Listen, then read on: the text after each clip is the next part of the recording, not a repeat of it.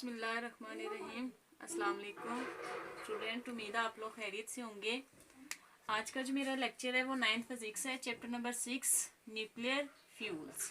ठीक है, फ्यूल्स के बारे में मैंने आप लोगों को बताया हुआ है कि घरों को गर्म रखने के लिए, सनत वगैरह को चलाने के लिए जो आपके पास सब्सटेंस इस्तेमाल होते हैं, जैसे तेल कह सकते हैं, ग्रीस कह सकते हैं, गैसेस वगैरह कह सकते हैं, तो वो हमारे पास क्या है, फ्यूल्स होते हैं। ठीक है, कार्बन डाइऑक्साइड, सल्फर डाइऑक्साइड वगैरह।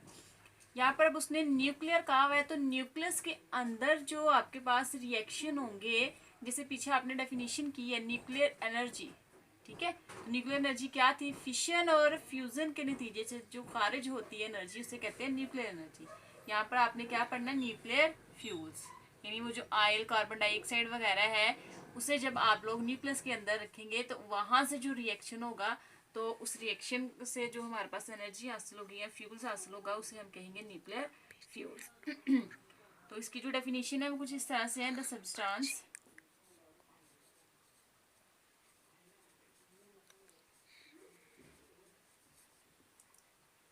The substances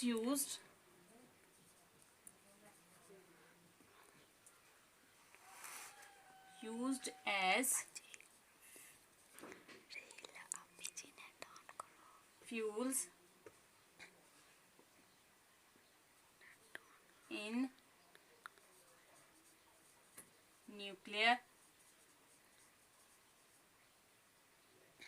reactors to produce energy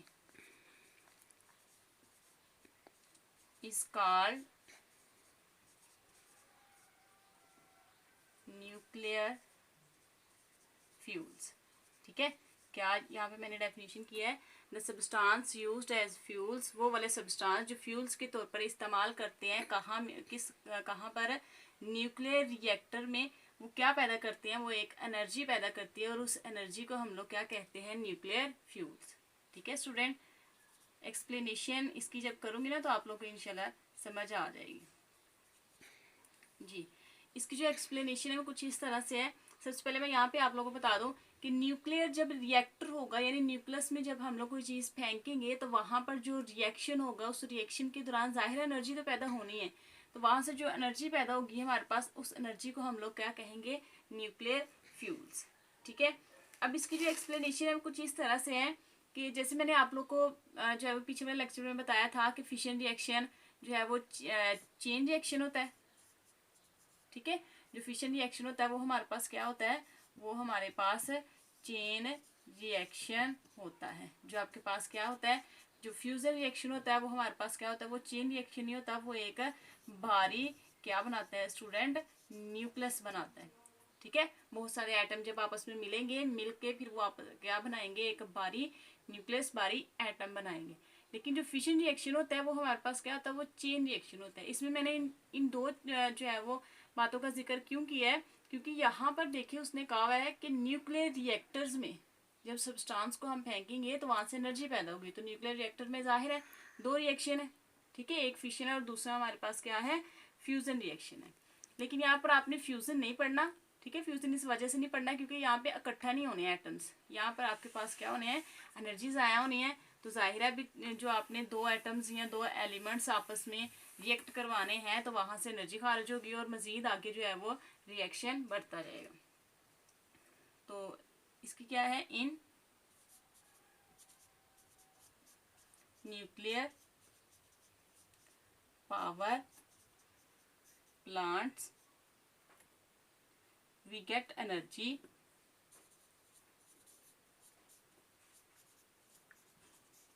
ठीक है, न्यूक्लियर पावर प्लांट्स में हम एनर्जी हासिल करते हैं as a result of fission reaction. ठीक है स्टूडेंट, तो इस रिएक्शन के दौरान क्या होगा? ड्यूरिंग दिस रिएक्शन, ये मैंने आप लोग को पहले बता दिया। ठीक है, ये आप लोग यहाँ पर इसकी फिशन रिएक्शन की डेफिनेशन भी कर सकते हैं। ठीक है, यहाँ से आप लोग की ड्यूरिंग दिस रिएक्शन। तो फिशन रिएक्शन के दौरान क्या होता है? मैंने आपको पहले भी बताया कि एक हैवी एटम्स, जैसे कि यूरेनियम का एटम जो है वो टूटता है और 2 जैसे आप लोग को मैंने पीछे वाले लेक्चर में बताया था कि आपके पास यहाँ पर जो है यूरेनियम का एटम जब टूटेगा तो यहाँ से हमारे पास 2 एलिमेंट्स खारिज होंगे, बेरियम और क्रिप्टॉन, और साथ ही क्या खारिज करेगा, 3 न्यूट्रॉन। ठीक है स्टूडेंट, क्या खारिज करेगा, 3 न्यूट्रॉन। फिर उसके बाद दोबारा ये जो बेरियम है आपके पास, ये जो एलिमेंट्स बने हैं यहाँ से दोबारा ये जो न्यूट्रॉन है ये दोबारा आपके पास यूरेनियम से टकराएगा। ठीक है, यूरेनियम दोबारा आगे से जो है वो क्रिप्टॉन खारिज करेगा, बेरियम खारिज करेगा, और साथ हमारे पास क्या खारिज कर देगा, वो 3 न्यूट्रॉन। इसी तरीके से ये वाले आपके पास वो कर जाएगा। ठीक है स्टूडेंट, यहाँ पे जो मैंने लिखना है ये आपके पास सारा कुछ यही है एक्सप्लेनेशन। तो क्या होगा, during this reaction heavy atom such as uranium. ठीक है, एक आपके पास जो है वो भारी एटम है और वो एटम हमारे पास क्या है, एक यूरेनियम का एटम है, वो स्प्लिट होगा इनटू 2 स्मॉलर पार्ट्स। ठीक है, वो 2 हिस्सों में डिवाइड होगा और साथ में वो क्या करेगा, एंड रिलीज एनर्जी। ठीक है, जब वो 2 हिस्सों में डिवाइड होगा, जैसे बेरियम और क्रिप्टॉन के में जब वो जाएगा तो वहां से वो क्या खारिज करेगा, एनर्जी खारिज करेगा। और ये जो आपके पास एनर्जी है, दिस एनर्जी जो न्यूक्लियर रिएक्टर के दौरान खारिज हुई है, दिस एनर्जी इज यूज्ड, इस्तेमाल होती है, टू रन टरबाइन। ठीक है, टरबाइन वगैरह को चलाने के लिए।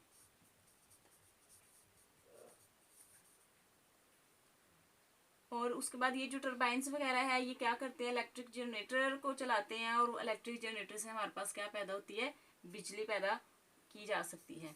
जो ये हमारे पास 20 टरबाइन हैं,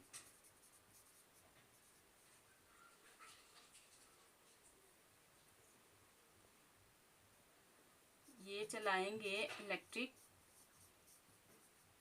जनरेटर को टू प्रोड्यूस, और पैदा करेंगे इलेक्ट्रिसिटी। ठीक है स्टूडेंट, दोबारा मैं रिवाइज करवा देती हूँ। क्या था लेक्चर मेरा आज का, न्यूक्लियर फ्यूल्स था।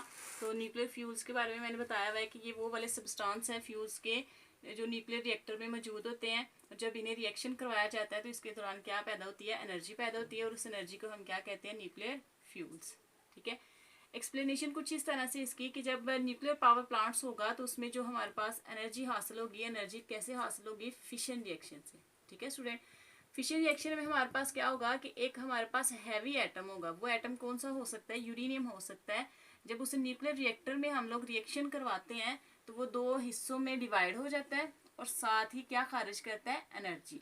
ये वाली जो एनर्जी है ये टरबाइन वगैरह चलाने के लिए इस्तेमाल की जाती है, और टरबाइन किसे चलाती है, आगे इलेक्ट्रिक जनरेटर को चलाएगी, और इलेक्ट्रिक जनरेटर क्या स्टूडेंट पैदा करेगा, इलेक्ट्रिसिटी।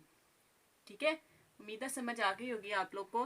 फिशन रिएक्शन के बारे में आप लोगों ने ये यहाँ पर मजीद जो है वो 10th क्लास में इंशाल्लाह पढ़ेंगे। यहाँ पर मैंने कोशिश तो की है आप लोगों को कि फिशन रिएक्शन के बारे में बता दूं कि ये रिएक्शन है क्या और कैसे ही आपके पास जो है वो इसमें इस्तेमाल हुआ है।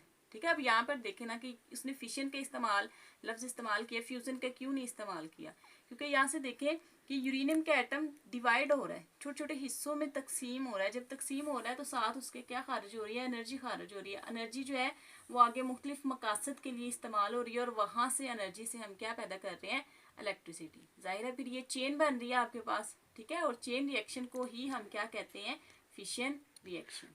ठीक है स्टूडेंट, उम्मीद है आप लोग को समझ आ गई होगी। खुश रहें, दुआ में मुझे याद रखें। अल्लाह हाफिज़।